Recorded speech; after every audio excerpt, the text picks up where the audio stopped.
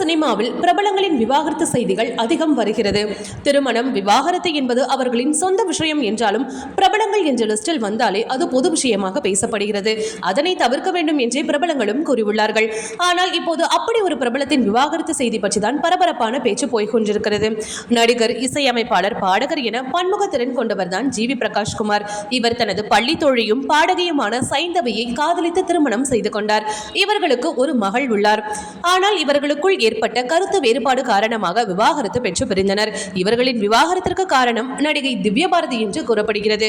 இது குறித்து நடிகை திவ்யபாரதி தனது இன்ஸ்டாவில், எனக்கு எந்த சம்பந்தமும் இல்லாத தனிப்பட்ட குடும்ப விவகாரத்தில் என்னை பெயர் இழுக்கப்பட்டுள்ளது. ஜிவியின் குடும்ப பிரச்சனைக்கும் எனக்கும் எந்த தொடர்பும் கிடையாது. வெளிப்படையாக சொல்வதனால் நான் ஒரு நடிகருடன் டேட்டிங் செய்ய மாட்டேன். நிச்சயமாக திருமணமான ஆணுடன் இல்லை என பதிவை போட்டுள்ளார். தற்பொழுது இந்த பதிவானதுதான் இணையத்தில் வைரலாகி வருகிறது. ஓகே வியூவர்ஸ், இது போல சினிமா செய்திகளை நீங்கள் பார்க்க மறக்காம சினி டைம்ஸ் சேனலை சப்ஸ்கிரைப் பண்ணுங்க.